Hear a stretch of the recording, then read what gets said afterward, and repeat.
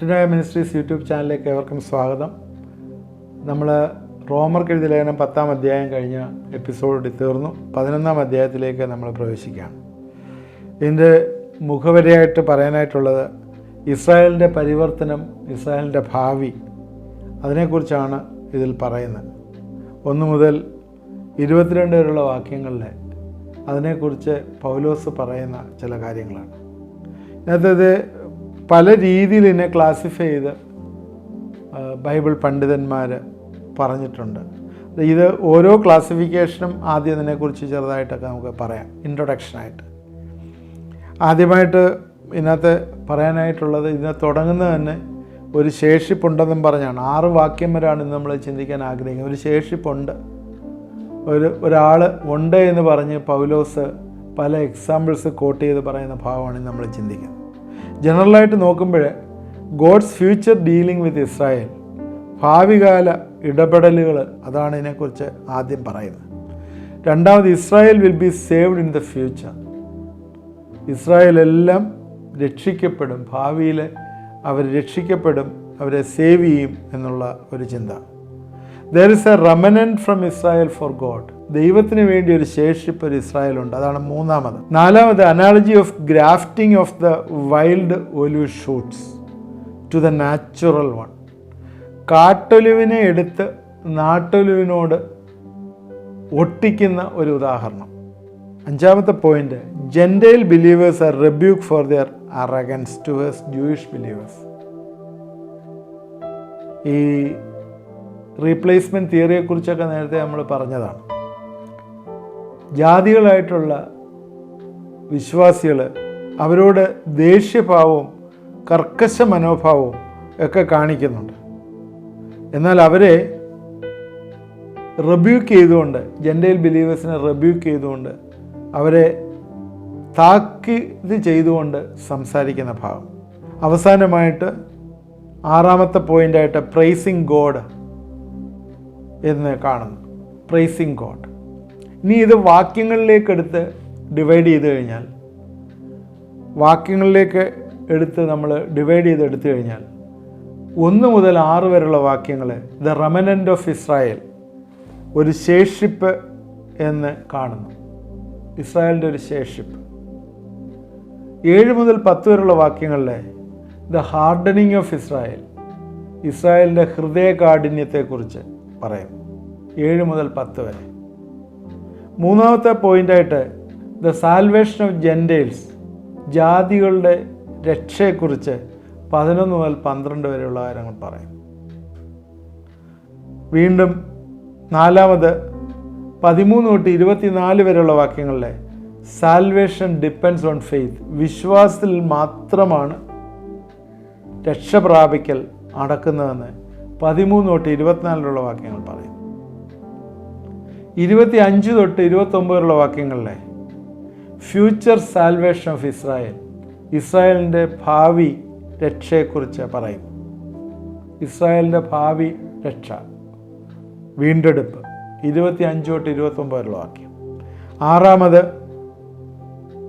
30 തൊട്ട് 32 വരെയുള്ള വാക്യങ്ങളിലെ God's purpose to save all who believe, ദൈവത്തിൽ വിശ്വസിക്കുന്ന എല്ലാവരെയും ദൈവം രക്ഷിക്കുന്നു, അത് ദൈവത്തിൻ്റെ പർപ്പസ് അതാണ് എന്നുള്ള കാണിക്കുന്ന 30 തൊട്ട് 32 വരെയുള്ള.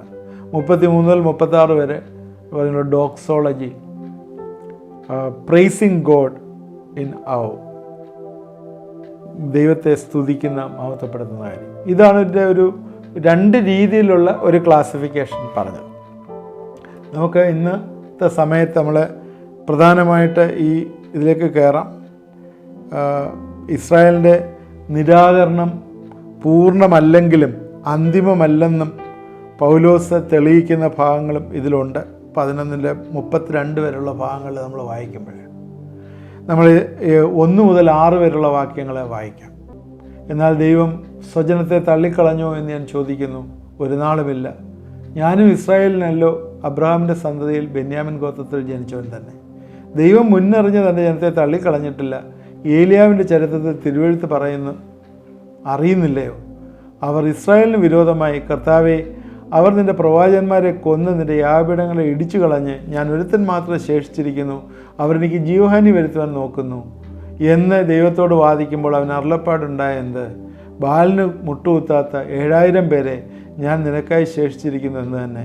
അങ്ങനെ ഈ കാലത്തിലും കൃപയാലുള്ള തിരഞ്ഞെടുപ്പിൻ പ്രകാരം ഒരു ശേഷിപ്പുണ്ട്.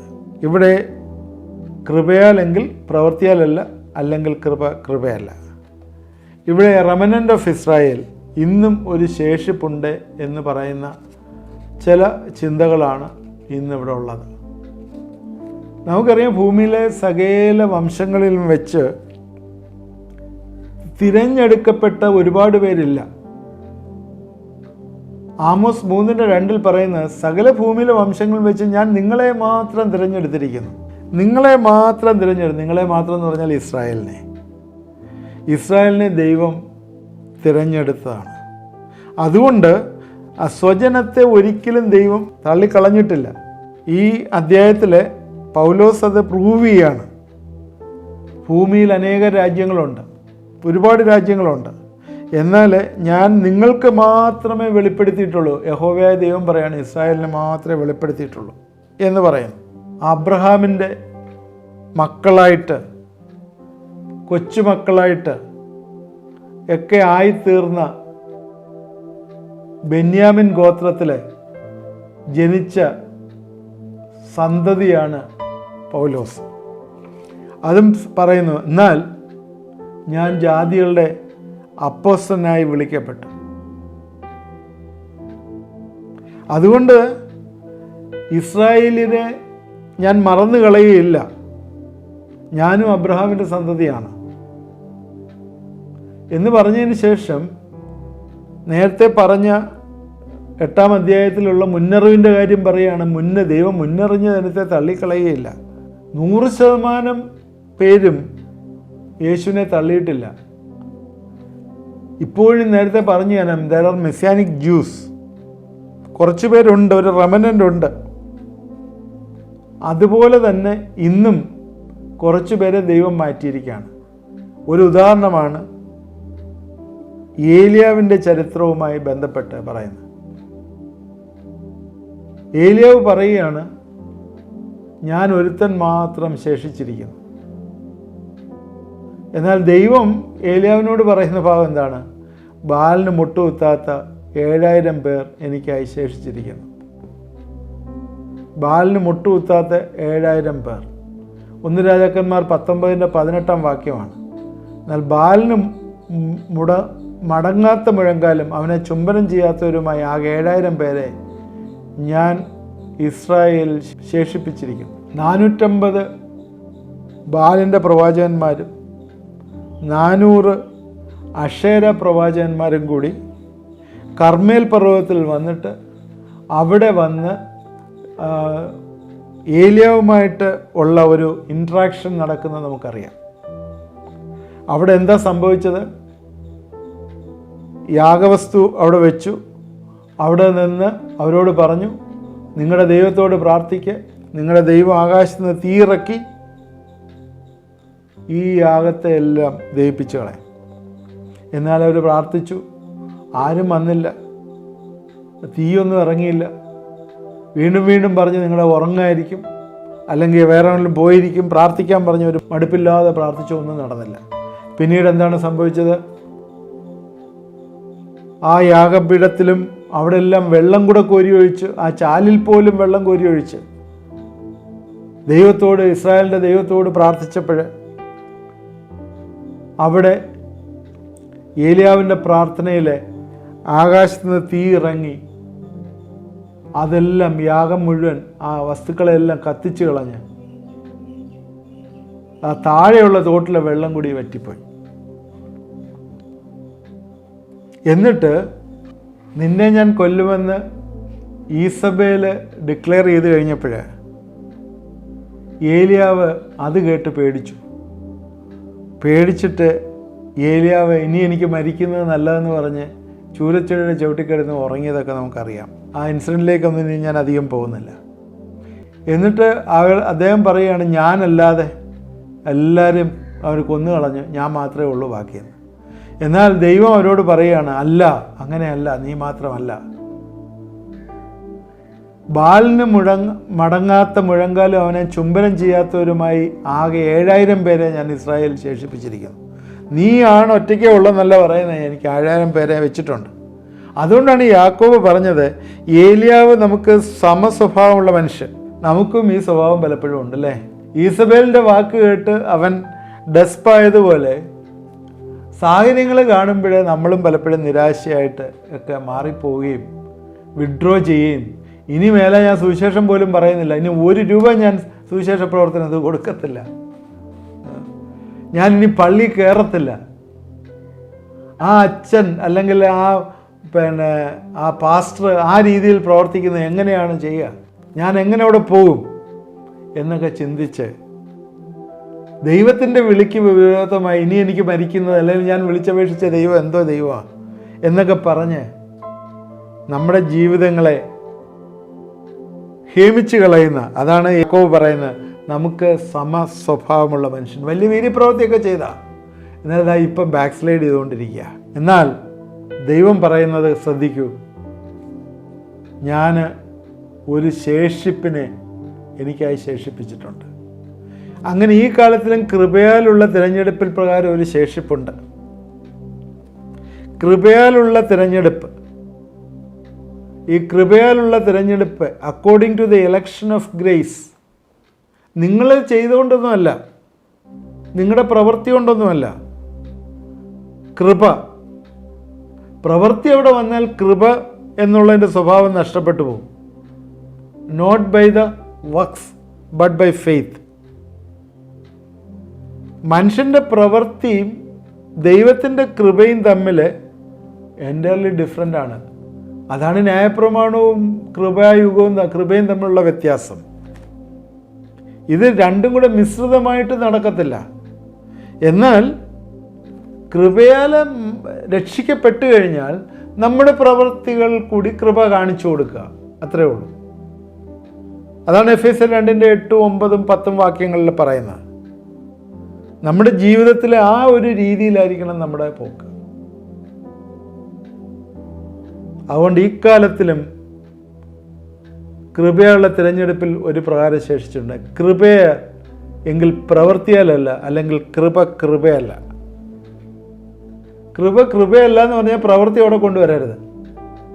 ഇതിനോട് ചേർന്ന് 2 വാക്യം കൂടെ വായിച്ച് കേൾപ്പിക്കാം. ഗലാത്യർ 2:16 വാക്യം, എന്നാൽ യേശുക്രിസ്തുവിലുള്ള വിശ്വാസമല്ലാതെ ന്യായപ്രമാണത്തിൻ്റെ പ്രവൃത്തികളാൽ മനുഷ്യൻ നീതീകരിക്കപ്പെടുന്നില്ല എന്ന് അറിഞ്ഞിരിക്കുകൊണ്ട് നാം ന്യായപ്രമാണത്തിൻ്റെ പ്രവൃത്തികളല്ല ക്രിസ്തുവിലുള്ള വിശ്വാസത്താൽ തന്നെ നീതീകരിക്കപ്പെടേണ്ടതിന് ക്രിസ്തുയേശുവിൽ വിശ്വസിച്ചു.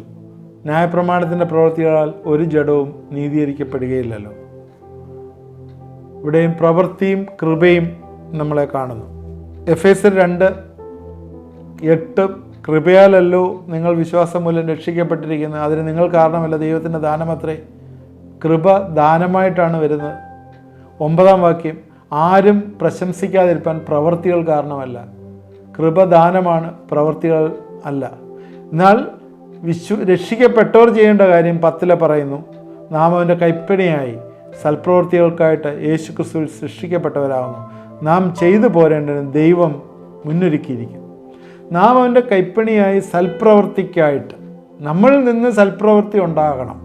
അത് രക്ഷിക്കപ്പെട്ടതിന് ശേഷം ഉണ്ടാവേണ്ട കാര്യമാണ്, അല്ല രക്ഷിക്കപ്പെടാൻ വേണ്ടിയുള്ളതല്ല. അത് പറഞ്ഞാൽ ദാനധർമ്മങ്ങൾ ചെയ്തിട്ട് ദൈവത്തെ പ്രസാദിപ്പിക്കാനും ദൈവീക പരിജ്ഞാനത്തിലാകാനും അല്ലെങ്കിൽ കൃപ പ്രാപിപ്പാനും പറ്റത്തില്ല. എന്നാൽ കൃപ പ്രാപിച്ചൊരു വ്യക്തിയിൽ നിന്നാണ് അത് വരേണ്ടത്. ഇപ്പോൾ നമ്മൾ ഇന്നത്തെ എപ്പിസോഡ് ഇവിടെ എൻഡ് ചെയ്യാണ്. നമ്മൾ എന്താണ് ഇവിടെ പറയാൻ ഉദ്ദേശിച്ചതെന്ന് ചോദിച്ചാൽ, ഒരു ചെറിയൊരു ശേഷിപ്പിനെ ദൈവം വെച്ചിട്ടുണ്ട്. എല്ലാവരും അങ്ങ് നശിച്ചു പോയിട്ടില്ല, ചെറിയൊരു ശേഷിപ്പിനെ ദൈവം വെച്ചിട്ടുണ്ട്.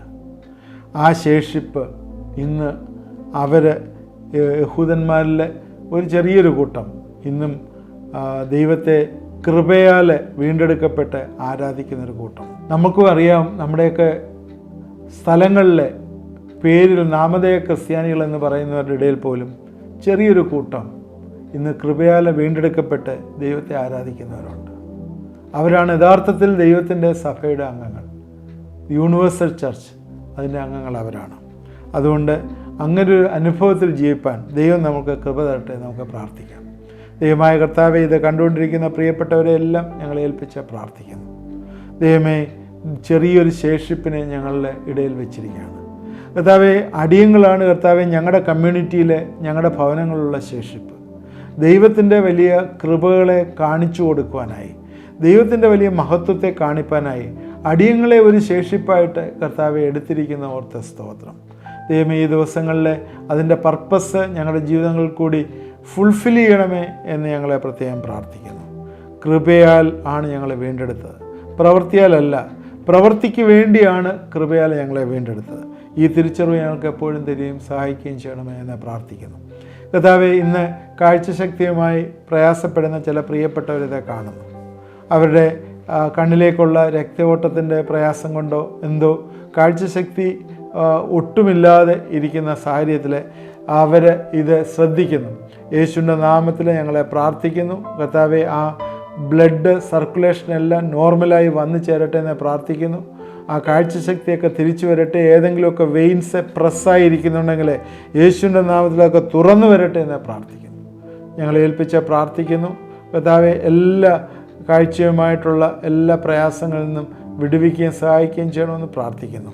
അതുപോലെ കർത്താവെ, സൗണ്ട് ബോക്സിൽ പ്രയാസമായിരിക്കുന്ന ചിലർ, സംസാരിക്കാനായിട്ടുള്ള ബുദ്ധിമുട്ട് അനുഭവിക്കുന്ന ചിലർ ഇത് കാണുന്നു, ശ്രദ്ധിക്കുന്നു. യേശുവിൻ്റെ നാമത്തിൽ അവർ ഹീലായി വരട്ടെ എന്ന് പ്രാർത്ഥിക്കുന്നു. വിശ്വാസത്തോടെ നിങ്ങൾ ഇങ്ങോട്ട് ചേർന്നൊന്ന് പ്രാർത്ഥിക്കുമോ? ശബ്ദമുയർത്തി പ്രാർത്ഥിക്കാൻ പറ്റില്ല, മനസ്സിലെങ്കിലും ഒന്ന് പ്രാർത്ഥിക്കുമോ? ആ മനസ്സുകളെ കാണുന്ന ദൈവം ഇന്ന് രാത്രിക്കാലം നിങ്ങൾക്ക് വലിയൊരു വിടുതൽ വരും. കർത്താവേ, എന്നോട് ചേർന്ന് പ്രാർത്ഥിച്ചവർക്ക് നീ കൊടുത്ത സൗഖ്യത്തിനായിട്ട് സ്തോത്രം. അത് ഏറ്റെടുത്തവർക്കായിട്ട് വലിയൊരു മിറക്കിൾ, ക്രിയേറ്റീവ് മിറക്കിൾ നീ കൊടുക്കുന്ന ഓർത്ത് സ്തോത്രം. അറിയാത്ത സ്ഥലങ്ങളിൽ ഇല്ലാത്തതൊക്കെ ഉണ്ടായി വരട്ടെ എന്ന് പ്രാർത്ഥിക്കുന്നു. സ്തോത്രം. കരങ്ങളിലേക്ക് സമർപ്പിക്കുന്നു. അനുഗ്രഹിക്കണമേ, സഹായിക്കണമേ. യേശുക്രിസ്തുവിൻ്റെ നാമത്തിൽ പ്രാർത്ഥിക്കുന്നു. കേൾക്കുമാറാണമേ. ആമേൻ. കണ്ടുകൊണ്ടിരുന്ന എല്ലാവരും ദൈവം അനുഗ്രഹിക്കട്ടെ. തുടർന്ന് വായിച്ചിട്ട് നമ്മൾ 11-ാം അധ്യായത്തിൻ്റെ 6-ാം വാക്യം വരെ വന്നിരിക്കുന്ന, ഇനി തുടർന്ന് നമ്മൾ ഓരോ ഹെഡിങ്ങായിട്ട് നമ്മൾ ചിന്തിക്കും. ദൈവം നമ്മളെ എല്ലാവരെയും അനുഗ്രഹിക്കും.